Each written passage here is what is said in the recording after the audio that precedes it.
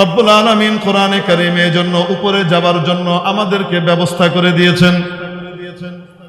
কেউ যদি 10 তলায় উঠতে চায় তার একটা সিঁড়ি লাগবে না? মনে করেন সিঁড়ি নাই, সিঁড়িটা কোনো কারণে বন্ধ, তাহলে কিভাবে উঠবে? উপর থেকে দড়ি ফেলা হয়, রজ্জু। সে রজ্জু ফেলে তাকে ধরতে বলা হয়, টাইট করে ধরা হয়, উপর থেকে টেনে তাকে উঠিয়ে ফেলা হয়। ঠিক কি ঠিক না? হ্যাঁ বেরে মুহতারাম দোস্ত আজিজ ও বুজুর্গ, রব্বুল আলামিন আসমান থেকে রজ্জু পাঠিয়েছেন, মজবুত রজ্জু, রশি পাঠিয়েছেন, মজবুত রশি, চমৎকার এক সিঁড়ি। ওই সিঁড়িতে যে উঠে এবং ওই রশিকে যে আঁকড়িয়ে ধরে, মাওলায়ে পাকের সাথে তার হট কানেকশন হয়ে যায়। সর্বময় ক্ষমতার অধিকারী রব্বুল আলামিনের সাথে তার কানেকশন হয়ে যায়। সবচেয়ে বড় ক্ষমতার মালিক রব্বুল আলামিনের সাথে তার সম্পর্ক হয়ে যায়। সেই সম্পর্কের জোড়ার জন্য মাওলা যে জিনিসটা নাজিল করেছেন সেটা হলো দ্বীন ইসলাম। ইসলামের সাথে যার সম্পর্ক হয়, কোরআনের সাথে যার সম্পর্ক হয়, কোরআন ওয়ালাদের সাথে যখন কারো সম্পর্ক হয়ে যায়, তার সম্পর্ক আল্লাহর সাথে হয়ে যায়। লা ইকরাহা ফিদ্দীন, ধর্ম গ্রহণের ব্যাপারে কাউকে জোরাজোরি জবরদস্তি করা যাবে না। তর্জমা করে, ধর্মের মধ্যে কোনো বাড়াবাড়ি নাই। জি না, শব্দ বাড়াবাড়ি না, জবরদস্তি। ধর্ম গ্রহণের ব্যাপারে কোনো জবরদস্তি নাই। কেউ হিন্দু, তাকে জবরদস্তি মুসলমান বানানো যাবে না। খ্রিস্টানকে জবরদস্তি মুসলমান বানানো ইসলাম পছন্দ করে না। ইহুদি, বৌদ্ধ, নাস্তিক, সে যেই হোক না কেন, তাকে জবরদস্তি ইসলাম গ্রহণ করতে হবে, এইটা ইসলাম বলে না। যেমন যেমন যেমন একজন ফ্রান্সের অধিবাসী, তাকে জোর করে বাংলাদেশের নাগরিক বানানো যাবে না।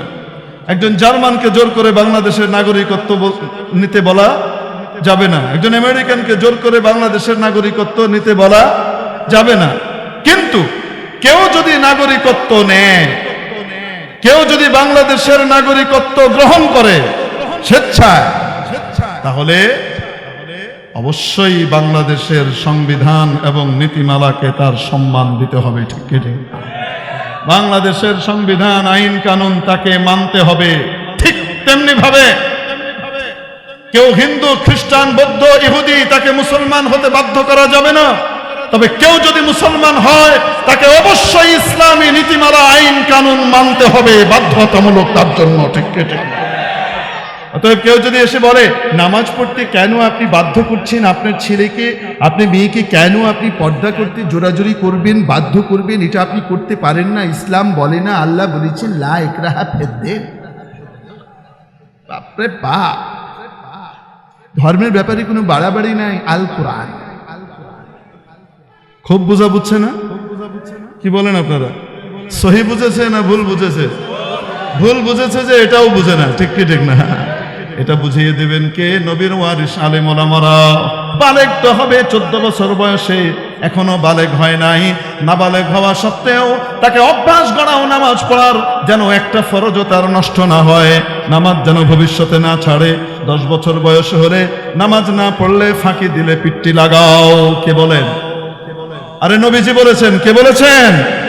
একদম সহিহ হাদিস, কোন এদিক ওদিকের ব্যাবু নাই। তাহলে নবীজি কি বললেন?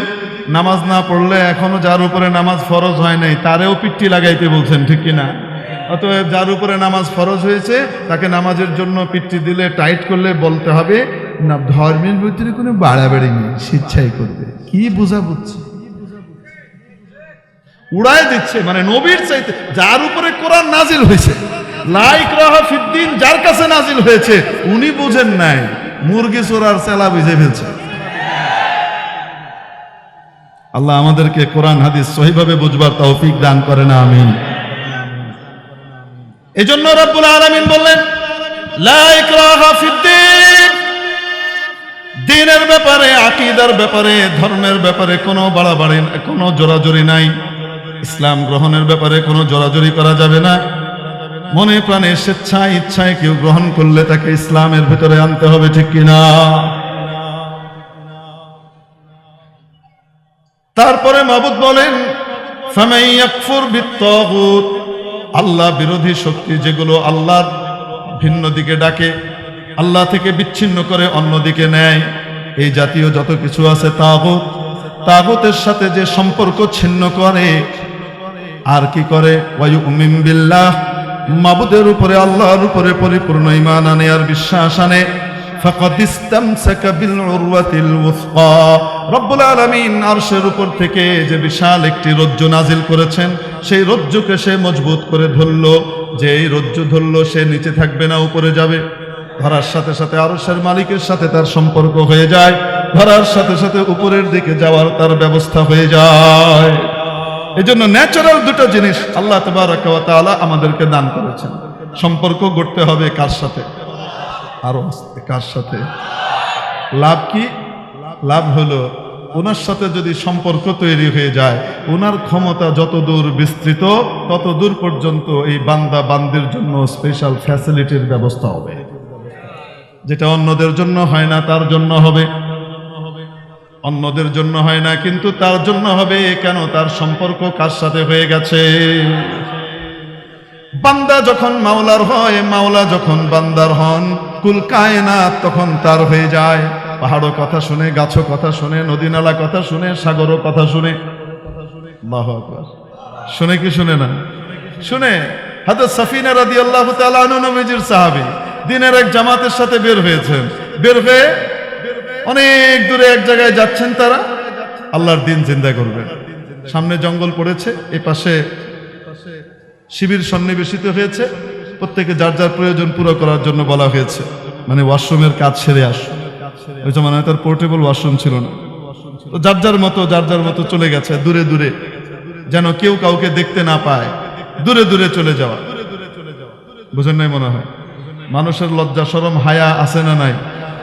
ধর্ম এই হায়া শরম লজ্জা শিখায়। যাদের সাথে ধর্মের সম্পর্ক থাকে না, তাদের ভিতরে দেখবেন হায়া শরমও থাকে না, হাইওয়ান জানোয়ারের মতো সব উদাম করে ঘুরে বেড়ায়। আমার এই বাংলাদেশে টাকা পয়সা নাই, ধন দৌলত নাই, এই নাই সেই নাই, কিছুই নাই, কিন্তু কোরআন এবং সুন্নাহর সাথে সম্পর্ক আছে না নাই? ইসলামের সাথে সম্পর্ক আছে না নাই?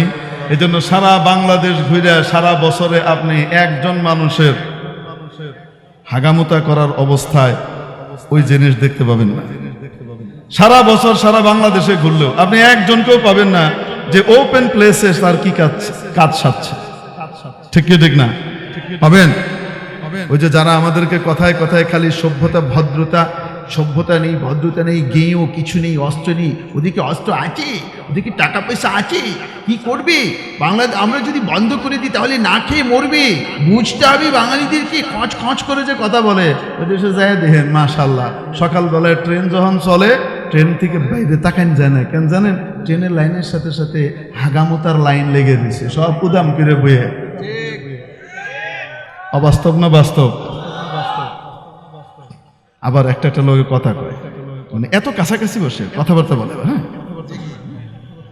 হ্যাঁ, আপনার মেয়েটার সাথে আমার ছেলেটার বিয়ে হলে কেমন হবে দাদা? কেমন হবে? হ্যাঁ, ভালোই হবে গো, দুটোই সমানভাবে একসাথে হাঁটবে।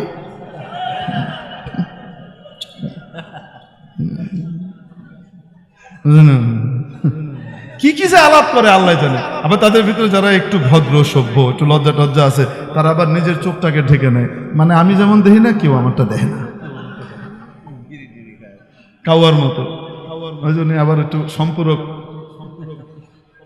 টিকা, পাদ টিকা দিয়ে দিচ্ছেন। আসলে ওইভাবে বিড়িও খায়, কি সুখ টান দিচ্ছে মাশাআল্লাহ, মানে দেখার মতো। আমাদের সারা বাংলাদেশ ঘুরে দেখ, একজনকেও দেখাইতে পারবি না। এখানকার কোনো হিন্দুও এই কাজ করে না। কেন? মুসলমানদের সাথে থাকতে থাকতে তাদের ভিতরে ইসলামী এই লজ্জাবোধ আর কালচার তৈরি হয়েছে। ঠিক কি ঠিক? এদেশে হিন্দুকেও দেখবা এই কাজ করে সবার সামনে। আর এখানে অহরহ ফ্রি। হুজুর বদনাম করলেন বন্ধু রাষ্ট্রের, আস্তাগফিরুল্লাহ, থাক আমরা করব না।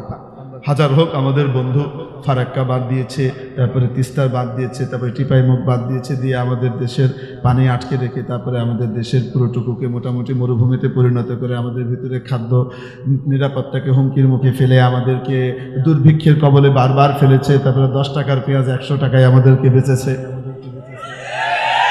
অনেক বন্ধু। এজন্য আমরা বলছি না, থাক, বলা উচিত না।